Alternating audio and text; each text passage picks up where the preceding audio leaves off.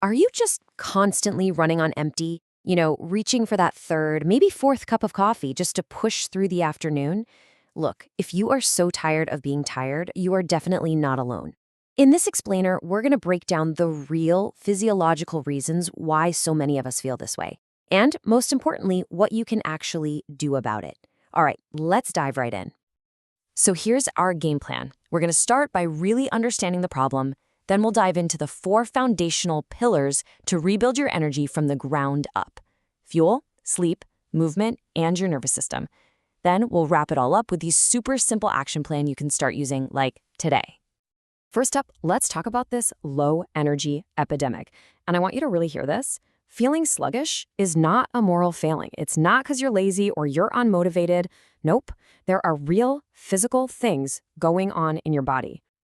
Okay, so just take a quick second, be totally honest with yourself. On a scale of 1 to 10, where 1 is I could literally fall asleep standing up, and 10 is I feel amazing, I'm ready for anything, where do you land right now? Just get that number in your head. It's going to make everything else we talk about feel a lot more personal. So if your number was on the low side, please know this. You are in good company. So many people are right there with you. But here's the thing. Just because it's common does not mean we have to accept it as normal. Not at all.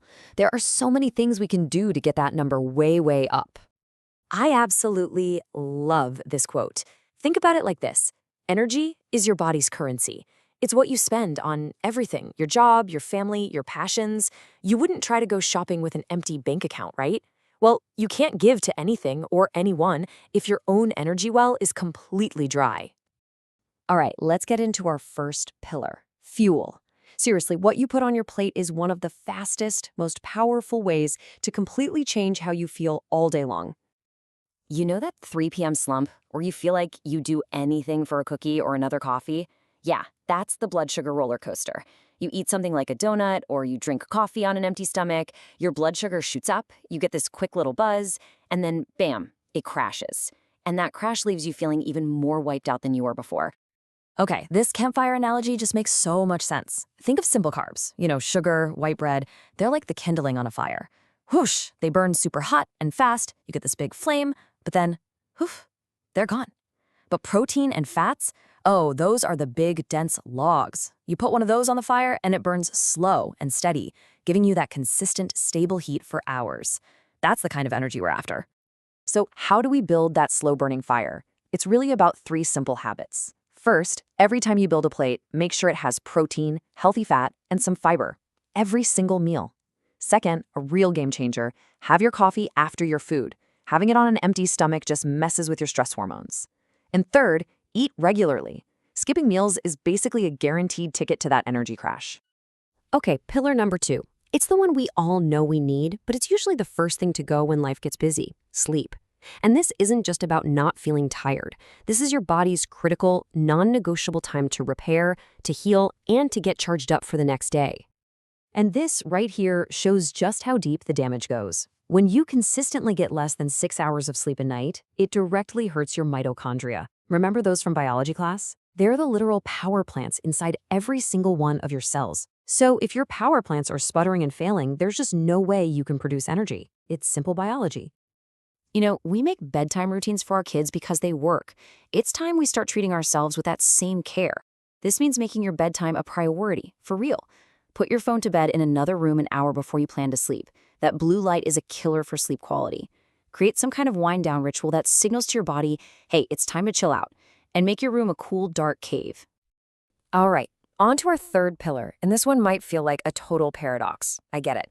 When you have zero energy, the very last thing you want to do is move. But it's a fundamental truth of how our bodies work. You have to spend energy to make more energy. I just think this question is brilliant. Seriously, think about it. You might have to drag yourself to the gym or out for a walk, but have you ever finished and thought, man, I really regret doing that? No way! You pretty much always feel better and more energized than when you started. So what's the magic here? Well, movement makes your body way better at using that blood sugar for fuel. It pumps fresh oxygen into your brain and all your tissues. And guess what? It literally boosts those cellular power plants, your mitochondria. The biggest takeaway here, though, is that consistency is so much more important than intensity, especially when you're starting out. A 10-minute walk every day beats one killer workout a month every single time. And now our final pillar. And honestly, this might be the most important one.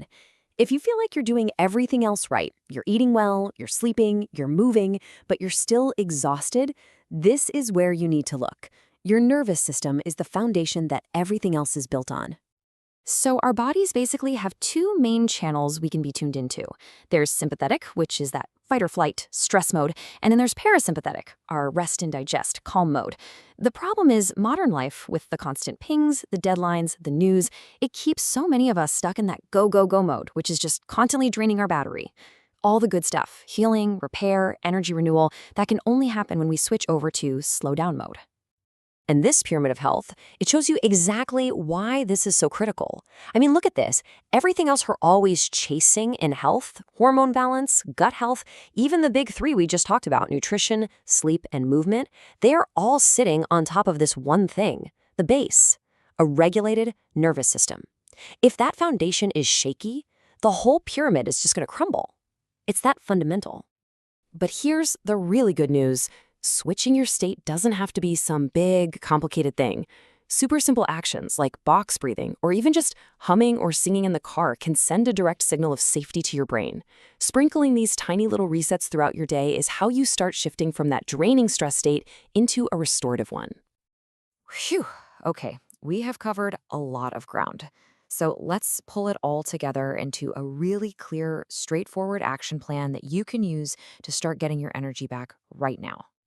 Here it is, your 4-point checklist. For fuel, just think protein, fat, and fiber with every meal. For rest, make your bedtime sacred, non-negotiable. For move, find something you actually like to do and just do it consistently. And for regulate, sprinkle in those little nervous system resets all day long.